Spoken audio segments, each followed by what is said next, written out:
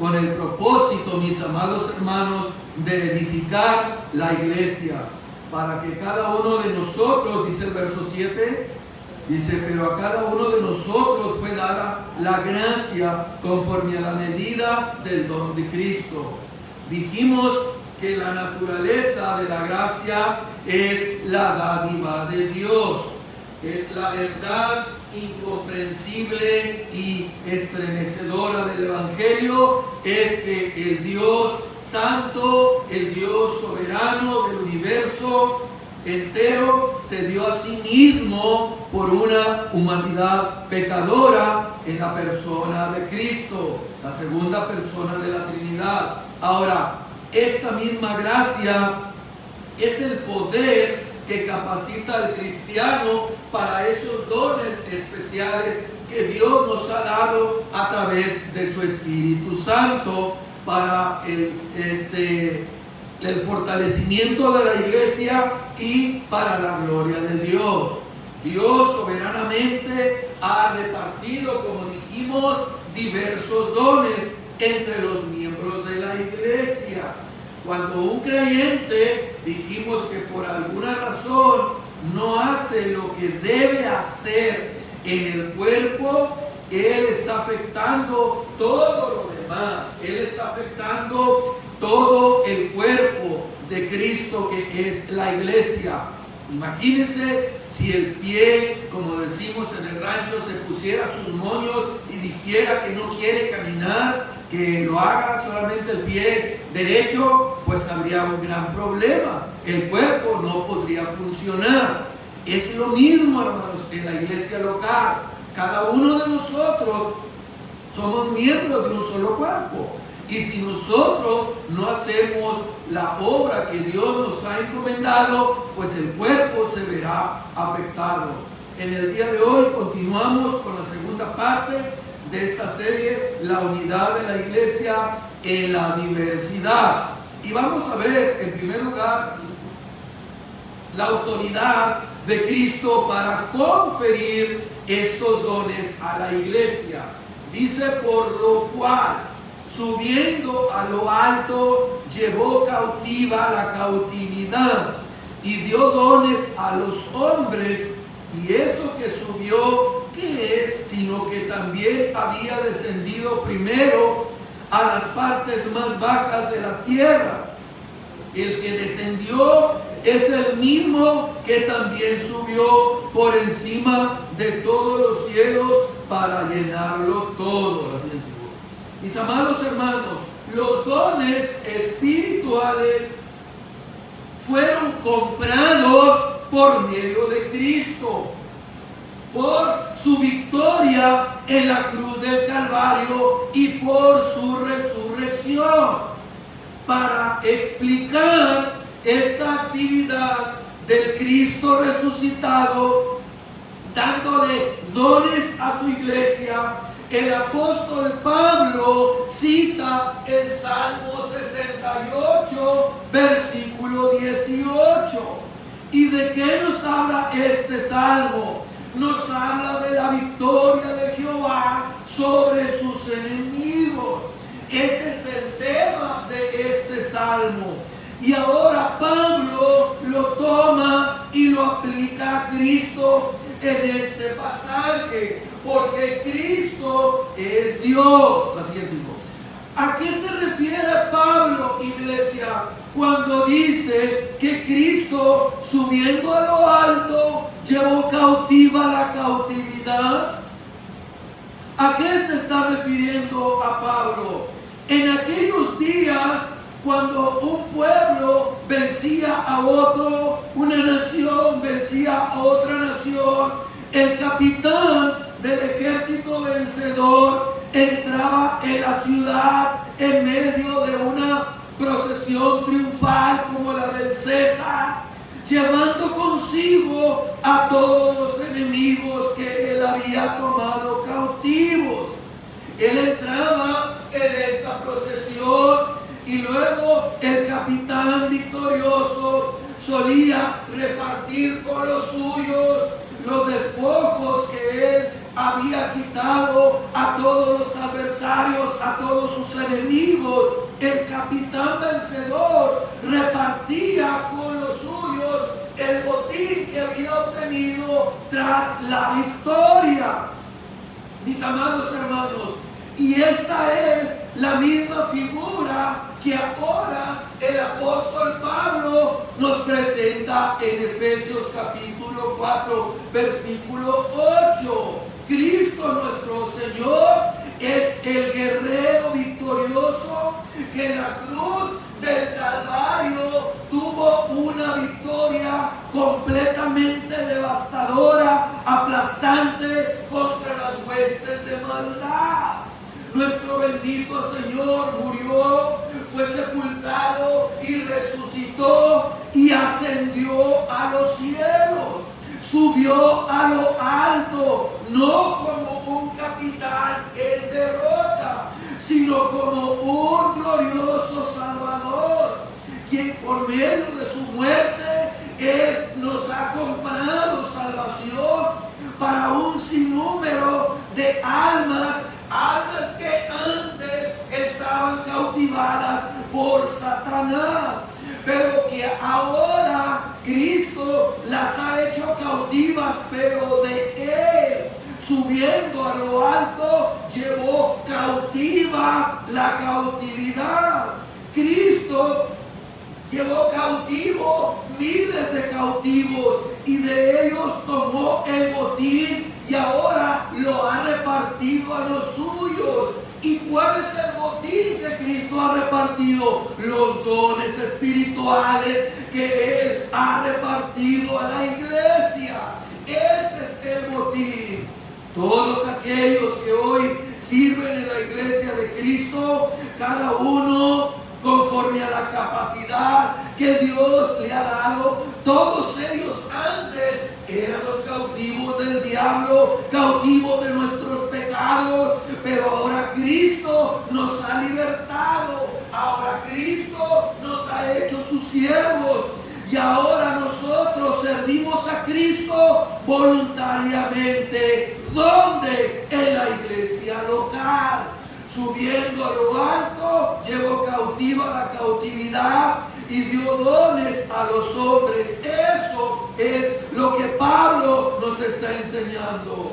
Por supuesto, a los hermanos, esta victoria de El Salvador no fue sin ningún costo, no. Cristo tuvo que humillarse primero antes de ser exaltado. Primero fue la encarnación y la cruz, después la ascensión y la exaltación, como dice el versículo 9 del capítulo 4. Y eso de que subió, ¿qué es? Sino que también había descendido primeramente a las partes más bajas de la tierra. ¿A qué se refiere cuando Pablo nos dice descendió a las partes más bajas de la tierra? Cristo nos hace énfasis, se refiere al contraste entre la humillación y luego la exaltación de Cristo. Cuando Pablo dice que Cristo descendió a las partes más bajas de la tierra, lo que quiere decir, amados hermanos, es que en la encarnación fue para Él una humillación enorme, porque Él, siendo igual a Dios, no estimó como cosa que aferrarse, sino que se despojó de todo, tomando forma de siervo. Tomando forma de siervo. Él vino a este mundo siendo Dios, pero vivió aquí como un siervo y luego murió en una cruz por todos los pecados de su pueblo. Dios mismo se hizo hombre y estando en esa condición se humilló hasta la muerte y muerte en cruz. Eso es lo que Pablo dice en Filipenses 2, versículo 5. Así pues, dice, haya pues en vosotros este mismo sentir que hubo en Cristo, el cual siendo en forma de Dios, no estimó el ser igual a Dios como cosa a que aferrarse, sino que se humilló a sí mismo, tomando forma de siervo, haciéndose obediente hasta la muerte y muerte de cruz, por lo cual Dios lo exaltó. Primero fue la humillación, la cruz, y luego la exaltación y la ascensión. Y eso es lo mismo que encontramos en el versículo 10 de Efesios 4. El que descendió es el mismo que también subió por encima de todos los cielos para llenarlo todo. Por medio de su muerte, nuestro bendito Señor en la cruz del Calvario, Él obtuvo una rotunda victoria en beneficio a su pueblo. Él tiene ahora la autoridad y el poder de compartir dones, compartir el botín con su iglesia. Cristo venció, amados hermanos, por su victoria. Ahora Él posee autoridad para dar diversos dones para la iglesia. Y de ese modo, hermanos, el mundo entero recibe la bendición. La iglesia es edificada y Dios es exaltado. Entre los dones diversos que Cristo le ha conferido, ha otorgado a la iglesia, encontramos que Pablo menciona algunos en el versículo 11. Y eso nos lleva a la segunda parte del tiempo. Dice el verso 11, y él mismo dio a unos apóstoles, a otros profetas, a otros evangelistas, a otros pastores y maestros. Entonces vemos aquí que hay una diversidad de dones para la edificación de la iglesia y la gloria del Señor.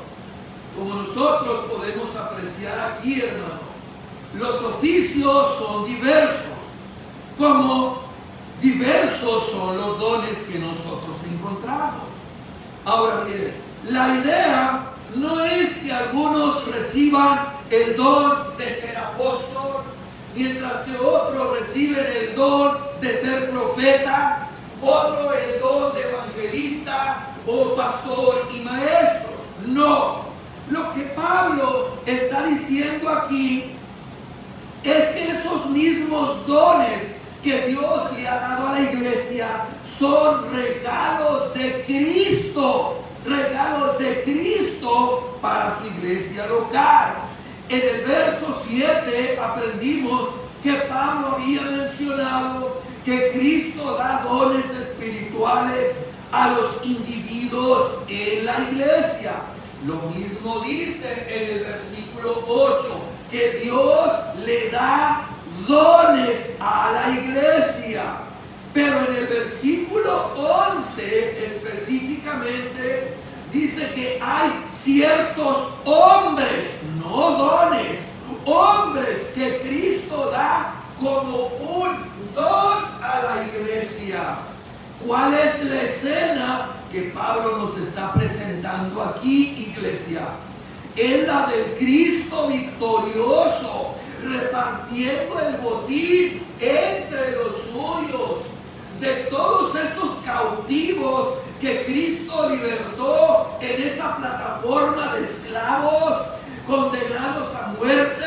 De todos esos cautivos, Cristo tomó algunos de ellos y ¿sabe lo que hizo? Se los entregó a la iglesia, a unos como apóstoles, otros como profetas, otros como evangelistas, otros como pastores y maestros.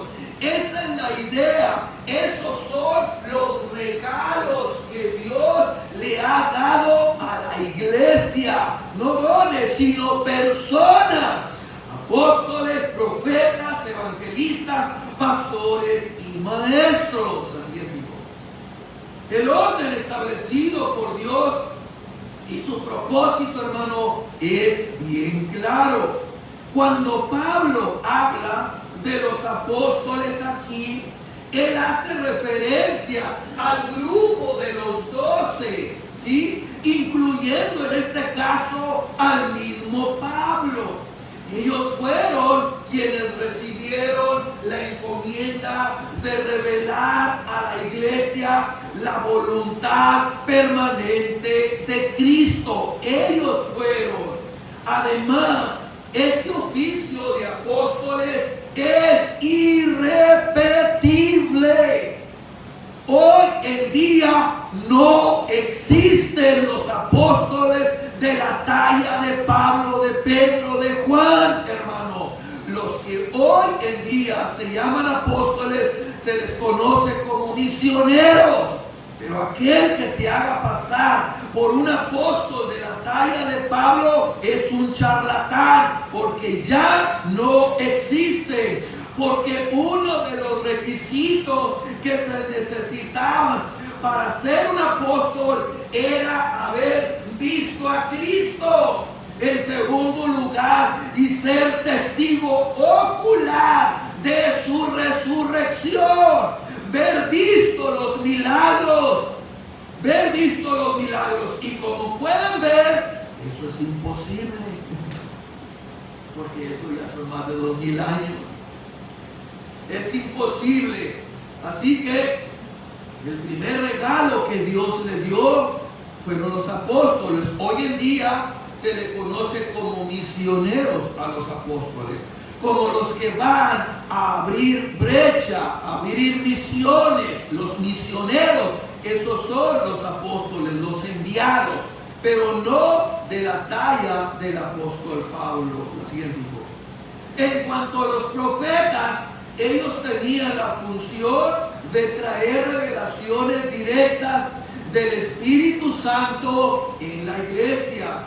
¿Por qué? Porque lo hacían, hermano, porque el Nuevo Testamento no había sido completado y los creyentes no contaban con toda la revelación apostólica en la mano. Esos eran los profetas, quienes llevaban el consejo de Dios, la palabra de Dios, la revelación de Dios.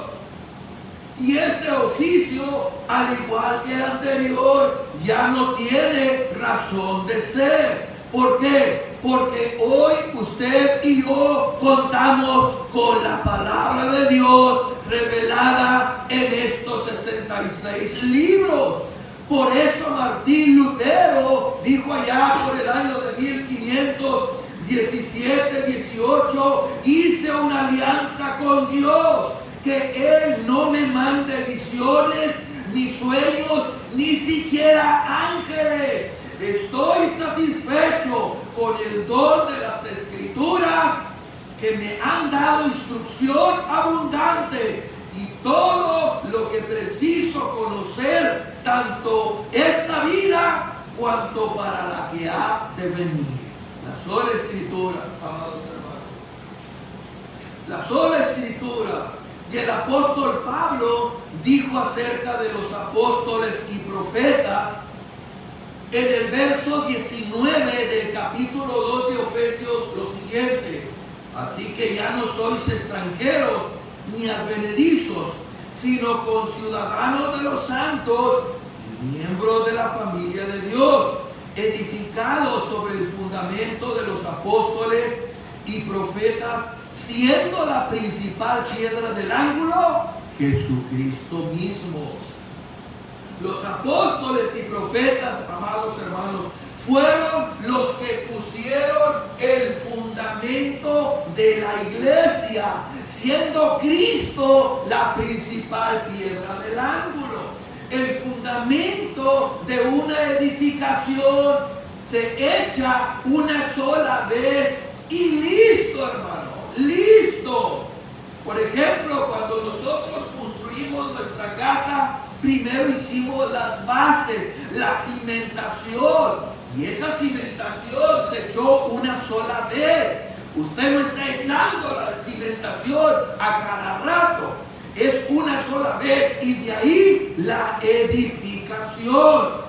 Y la iglesia, hermano, dice Pablo, y de la iglesia, dice el apóstol, el cimiento, la base ya fue echada. Ya no necesitamos tener entre nosotros apóstoles y profetas de la talla de Pablo, porque sus revelaciones permanentes quedaron registradas ya. ¿Dónde? En la bendita palabra de Dios.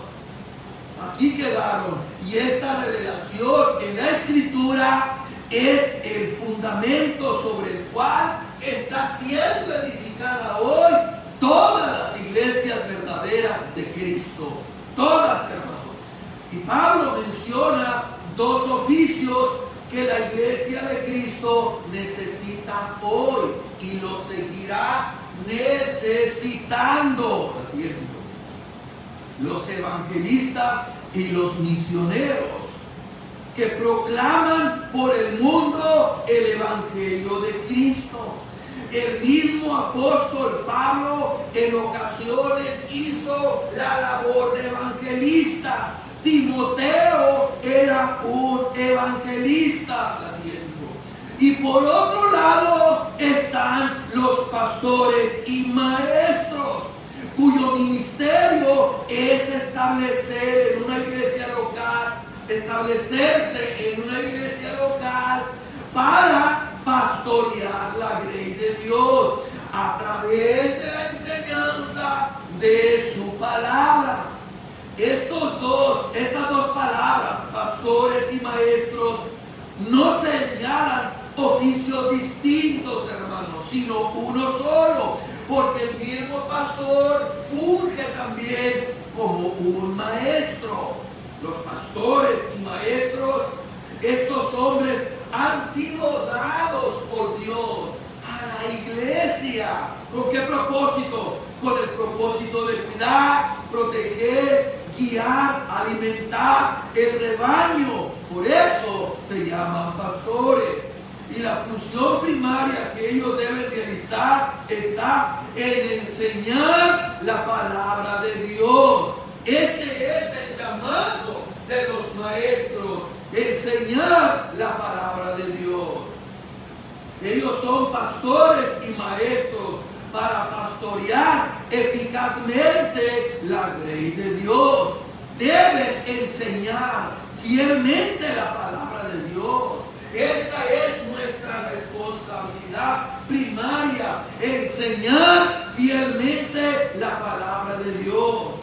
Por eso, hermanos, si un pastor quiere ser fiel al llamado que ha recibido de parte de Dios, entonces él debe cuidarse de que nada lo aleje del tiempo de estudio y de la oración para trazar de una manera correcta las escrituras y luego exponérsela a la iglesia dando un mensaje claro, ordenado, entendible para que la iglesia sea edificada. Esa es la lección que aprendemos en Hechos capítulo 6, versículos del 1 al 4.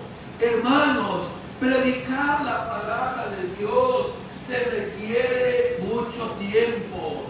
Mucho tiempo. A veces mi esposa me dice con toda razón: amor, es que te la pasas nomás encerrado, ahí sentado te la pasas. A veces tiene razón, hermano. Es demasiado el tiempo que estoy ahí.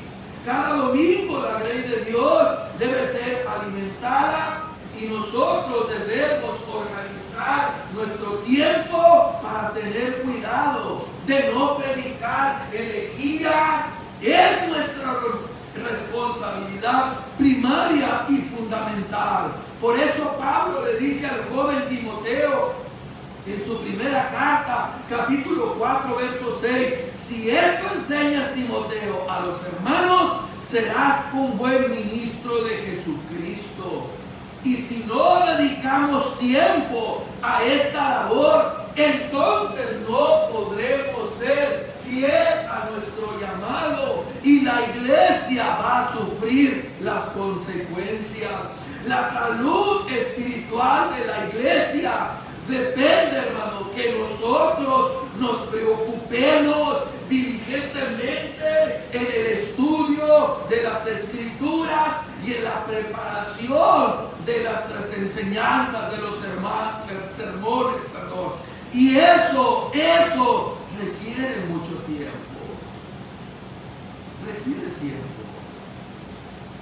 Si queremos dar sopa marucha, pues esa está en unos 3-4 minutos. Pero un sermón elaborado bien, hermano, requiere de estudiar.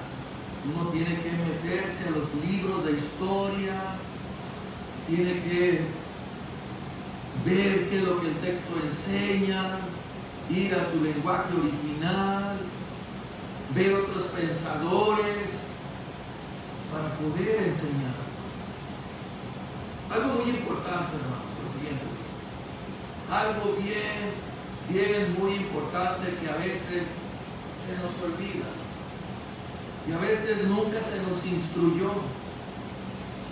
Nunca se nos instruyó.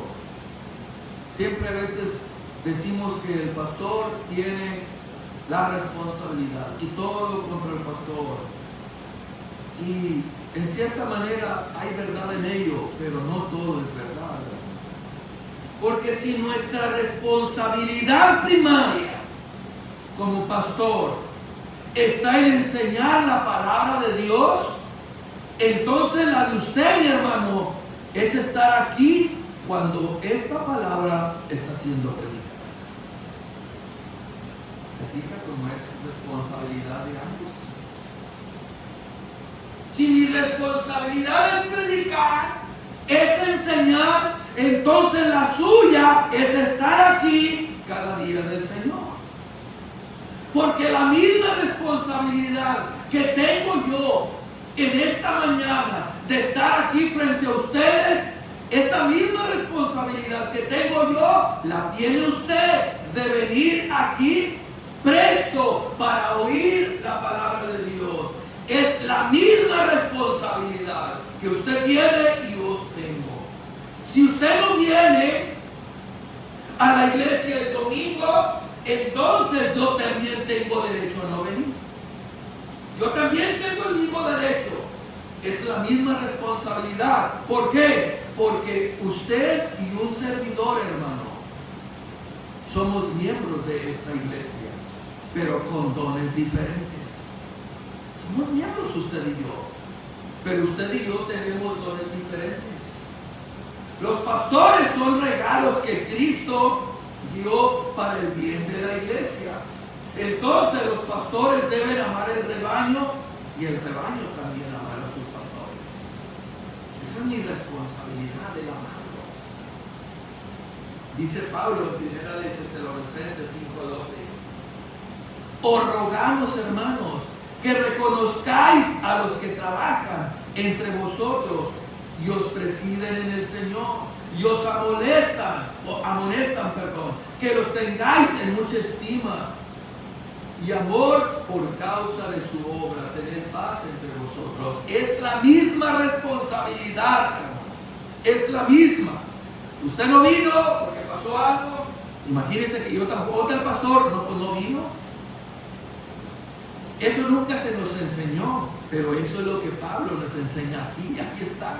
Es la misma responsabilidad. Por eso debemos ser fieles a nuestro Dios. Claro que habrá situaciones en las que a usted le sea imposible venir, como ha sido mi caso, que por causa de enfermedad no he podido estar aquí. Otros han tenido que tomar mi lugar. Quizás sea el caso de usted, que por alguna enfermedad o situación inesperada no pudo estar aquí. Eso es entendible. Pero fallar por cualquier cosa, entonces eso no, dice Pablo, no debe de ser aquí. Usted, lejos de ser responsable, es una irresponsabilidad. Es como un ministro que no iba a predicar, mandaba a otro y él se quedaba en su casa. Pero eso sí, mandaba a que los diezmos se le recogieran.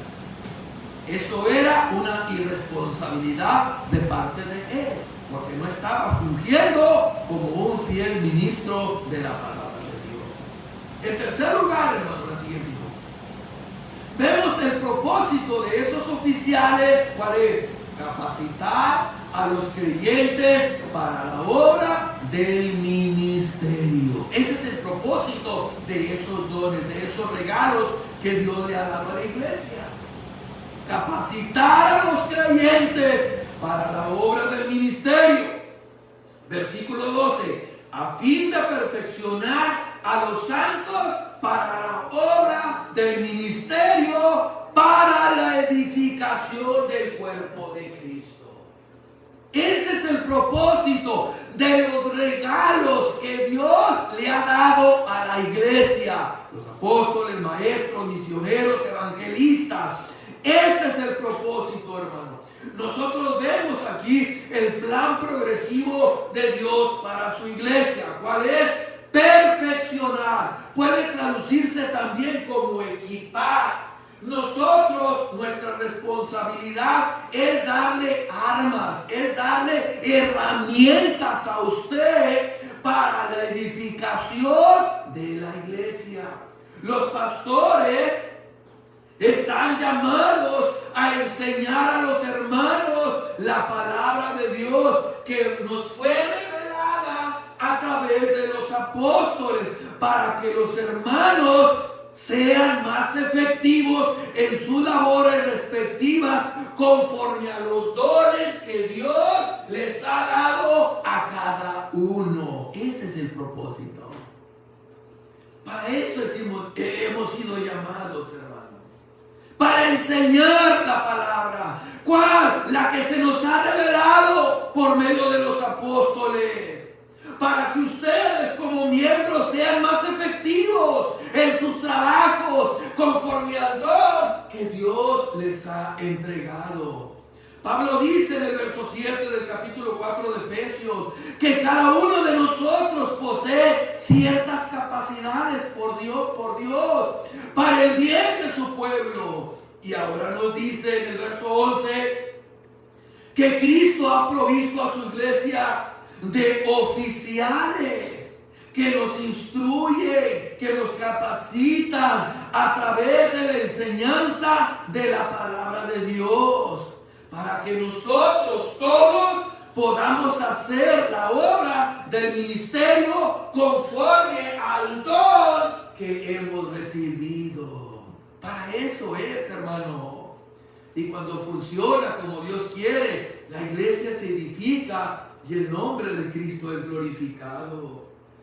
Cuando la escritura es fielmente predicada, expuesta, trazada, entonces los miembros del cuerpo de Cristo son equipados para funcionar conforme a la capacidad que Dios le ha dado a cada uno. Imagínense que yo les estoy dando instrucciones de jardinería y les digo cómo deben ustedes de hacerle en los jardines y luego los mando sin ninguna herramienta. Pues eso no va a resultar en nada provechoso. Pero si yo les digo cómo deben hacerlo, les doy las herramientas, las palas, tijeras, cuchillos, abono, fertilizante, todo lo necesario, ustedes van a ir con las herramientas para tener un jardín hermoso.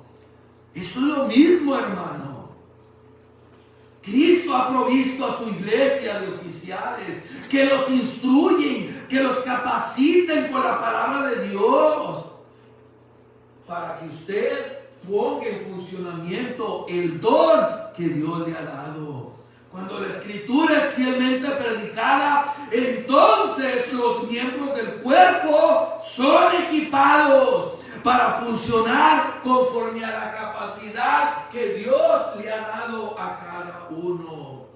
Solo podemos lograr eso, hermano, de manera efectiva, mediante una predicación basada en un estudio cuidadoso. Así que el tiempo invertido en la preparación llevará a una iglesia madura a compartir la carga ministerial. Qué hermoso es que aquí salgan ancianos que me ayuden. Un domingo predico yo, otro el anciano, un miércoles yo, otro el anciano, y así la carga se va distribuyendo. Ese es el propósito, amado hermano.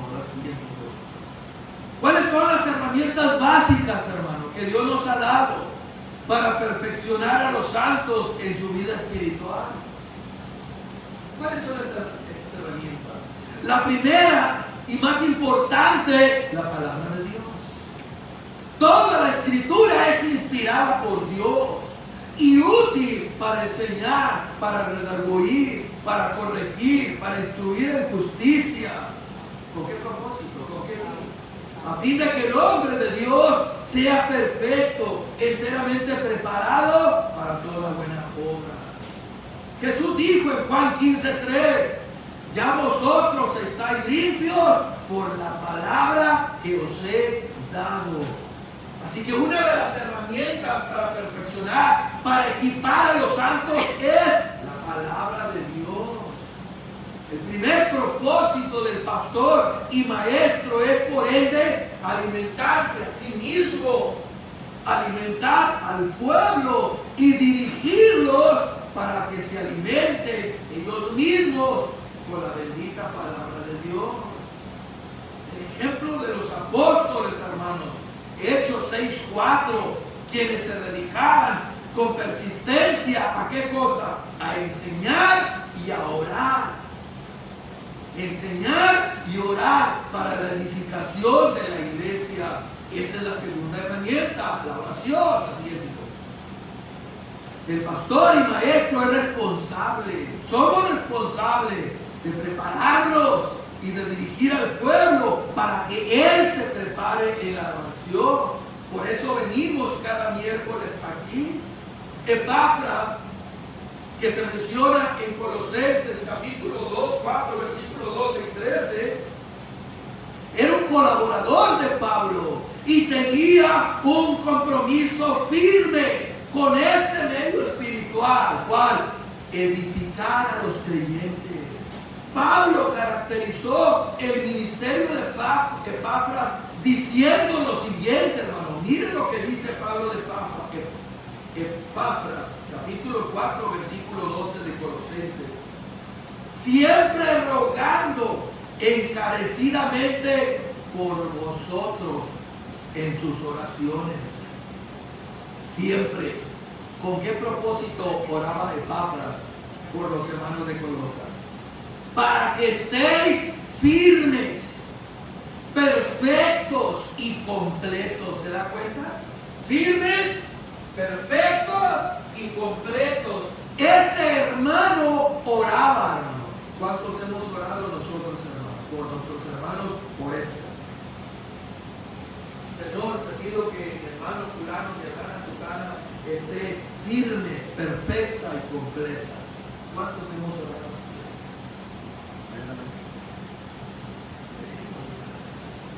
En todo lo que Dios quiere, porque de Él doy testimonio, dice Pablo, de que tiene gran solicitud por ustedes.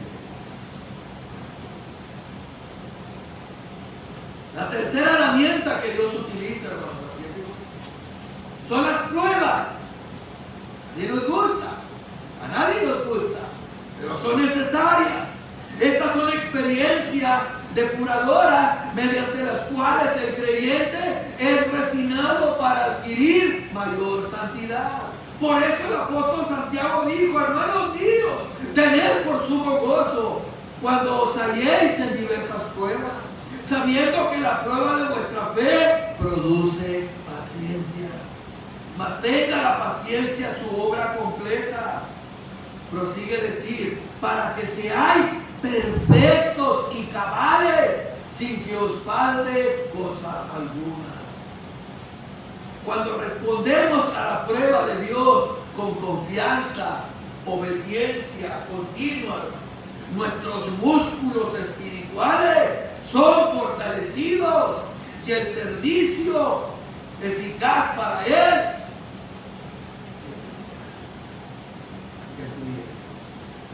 la siguiente.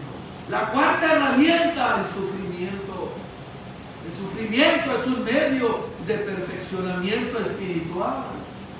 Pablo emplea esta palabra casi al final de su primera carta. Dice Pedro en su primera carta, capítulo 5, verso 10, mas el Dios de toda gracia que os llamó a su gloria eterna en Jesucristo, después que hayáis padecido un poco de tiempo, Él mismo os perfeccione, afirme, fortalezca y establezca. ¿Cuándo, hermano? Cuando hayáis padecido por un poco de tiempo.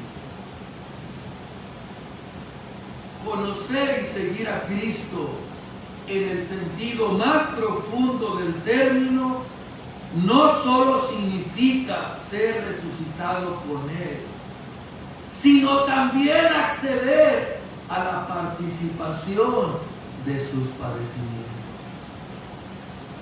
Quiero seguir las pisadas del Maestro, dice un hermoso himno. Concluye lo siguiente. Mis amados hermanos, si eres un creyente verdadero en Cristo, entonces Él te ha capacitado a ti. ¿Por qué? ¿Para qué? Para servir a su iglesia en la expansión de su reino. Así como Él ha capacitado a los pastores para que enseñen la palabra de Dios, Él te ha capacitado a ti. Por débil que tú te veas a ti mismo, a ti misma, yo no puedo. Desde eso te supiera, pastor. No puedo, soy débil. Por más débil e insignificante que te veas a ti mismo, a ti misma, Él te ha traído aquí, Iglesia Estrella de Belén, para que seas útil aquí, para que de alguna manera tú contribuyas al crecimiento espiritual de la iglesia. Para eso te ha traído Dios.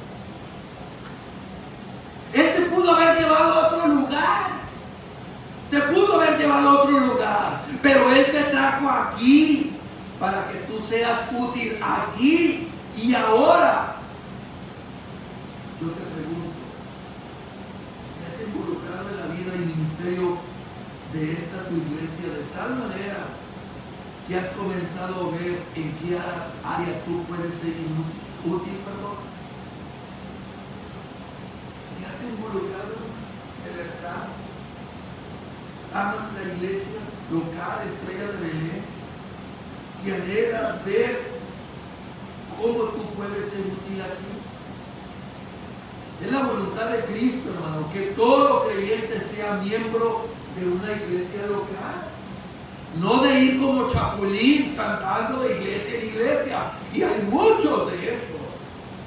El creyente, después de ser bautizado, se hace miembro de una iglesia y pone sus dones en operación como parte del cuerpo. Nosotros somos parte de un cuerpo. Una mano sola no hace nada. ¿Qué? Y hay gente que le fascina tener ministerio sin iglesia. Hay muchos. Yo luego sin pastores en las redes sociales. Yo no necesito iglesia. Hay muchos, hermanos, pero eso no es bíblico. Yo debo poner mis dones en operación en la iglesia en la que me congreso. Mi amado hermano, hay mucho que hacer en esta iglesia. Se necesitan hermanos que oren. Ora por esta iglesia de usted, hermano. Se necesita hermanos que oren mucho por esta iglesia. Se necesitan hermanos que donen, que ofrenden para la iglesia misma. Hermanos que sirvan, hermanos que ayuden. Y no necesitan tener en abundancia. La Biblia dice, si en lo poco tú eres fiel, en lo mucho el Señor te pondrá. Dios nos ha dado dones Y esta iglesia, Estrella de Belén, necesita los tuyos, hermano. Si no pones o operas tus dones en esta iglesia local, otros miembros van a sufrir las consecuencias. Es lo mismo que les dije en la ilustración. Si el pie izquierdo no quiere caminar, no va a poder caminar el cuerpo como debe ser. Tendrá que ir saltando. Es lo mismo que opera en la iglesia. Cuando nosotros como miembros no ponemos en operación nuestros dones. Dios nos ayude, amados hermanos, a ser fieles evaluándonos a nosotros mismos, evaluándonos y haciendo los ajustes que debemos hacer para el buen funcionamiento de esta iglesia. Que por la gracia de Dios aún permanece en este lugar. 82 al 92 son 10, al 2002 son 20, al 2012 30, al 2022 40, 43 años. Aquí está para la gloria de Dios y la edificación de su pueblo. Que Dios nos ayude, hermanos.